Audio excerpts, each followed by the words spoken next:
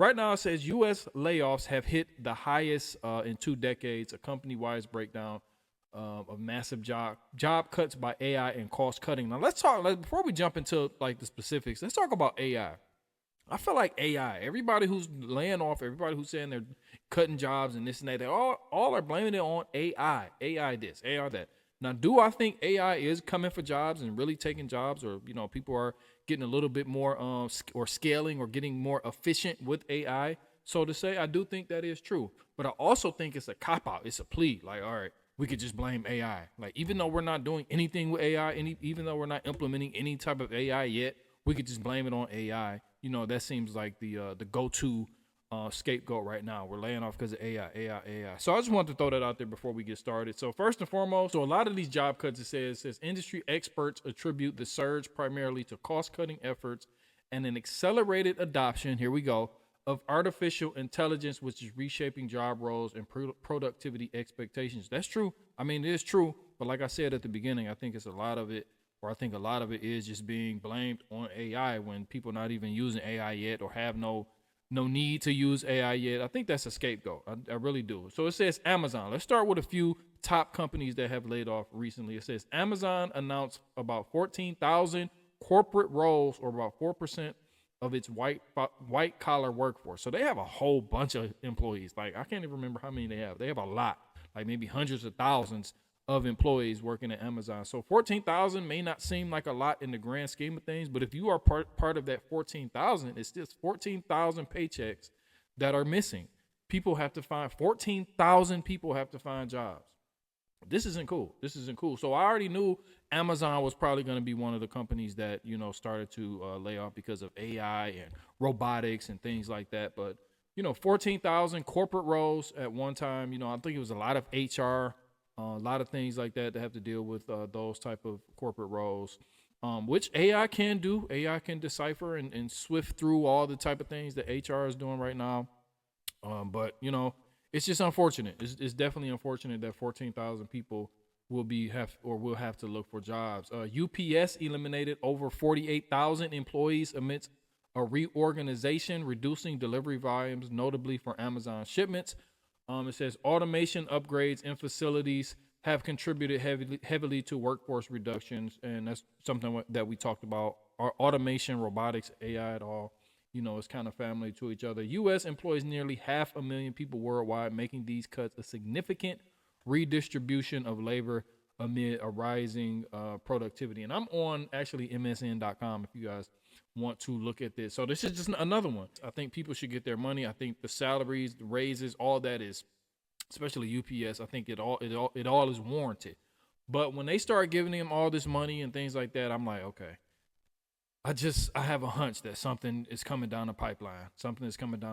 They're going to have to, the bottom line, the shareholders, this, that, like, they don't care about the average employee. When people start getting that through their head, that these companies don't care about the average employee, then I think you can maneuver a little bit better. You can decipher through these companies a little bit better. But once they got that huge raise, that huge bonus or whatever they got, I was kind of like, yeah, some job cuts are coming. Some job cuts are definitely coming. I didn't know it would be 48,000. That's a lot of employees that need to look for jobs.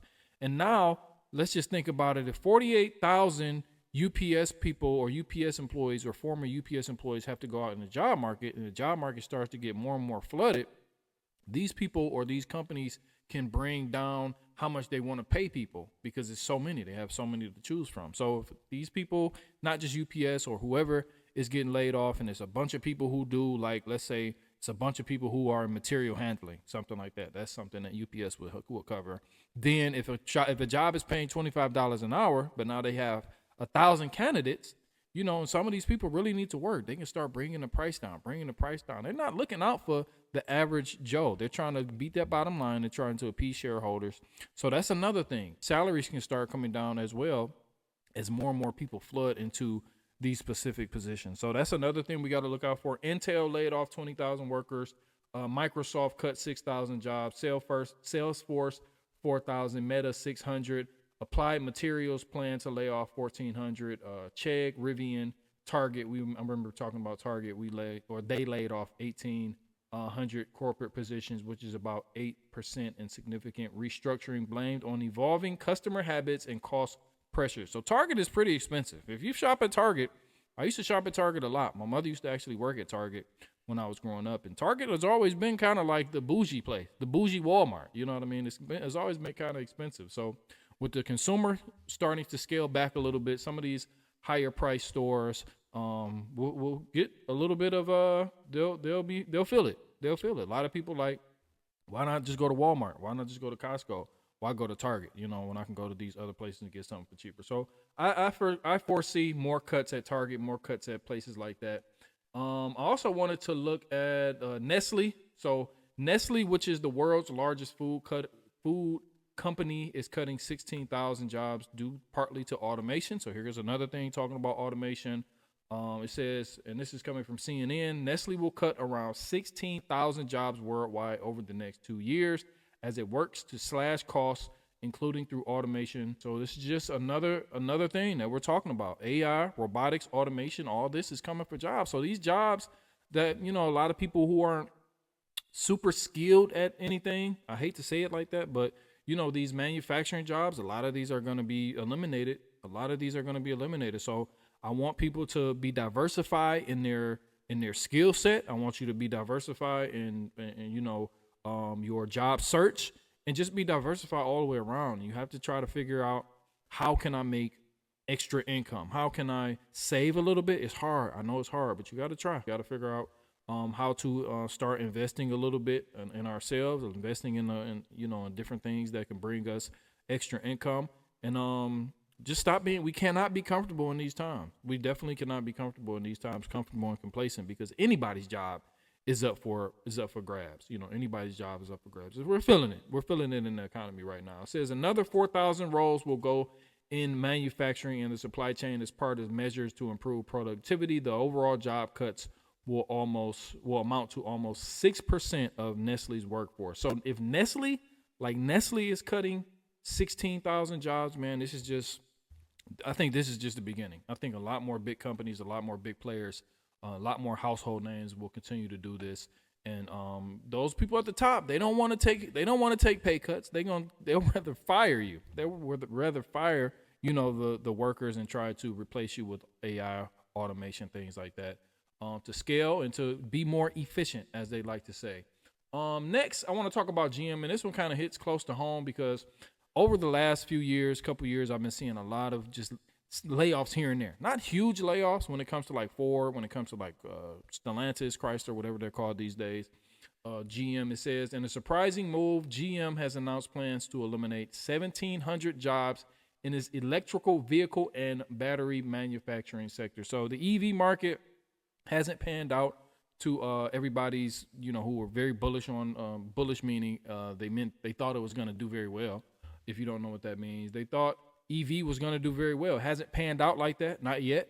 So they're cost cutting. We've seen this with Ford and their Lightning. They haven't been able to sell the Ford Lightning, the truck.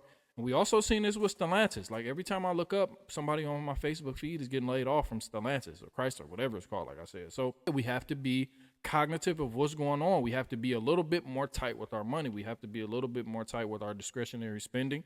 And that goes for everybody. No matter if you're making $40,000 a year, $60,000, $100,000, like no matter where you are, you know, when it comes to how much money you make, you have to just be more cognitive and more aware of where you're spending this money. You know, you don't want to be.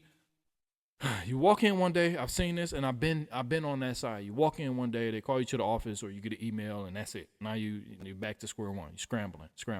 So we want to have a little bit more foresight, especially if you start seeing internal pressures. If you start to see some layoffs and you're not part of that layoff, maybe you might be a part of that round 2 layoff. So you got to be a little bit forward thinking and not put all your eggs in the basket. I know it's hard. This is what we were taught. We were taught to work. This is how we were survive. This is how we would, you know, feed our family for the next 20, 30, 40 years. But it's not happening like that right now. This environment, this economy is very wish-washy, very unpredictable. So you got to be a little bit forward thinking, and hopefully everybody can get through this unscathed. If you're watching this, I pray that you get through these times unscathed. I remember Accenture They laid off 11,000 employees, and that was due to AI. So that's just something that I've been watching. Those are just some of the bigger companies that I've been watching, and some of the bigger companies that have been laying off. So I know everybody's aware. I know everybody.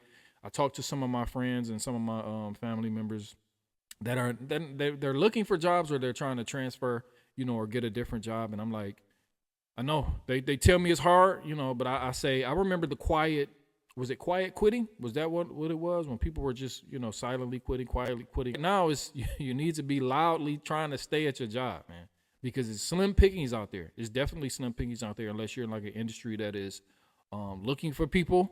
If you're like plumber, electrician, things like that, skilled trades, I think those are still doing very well.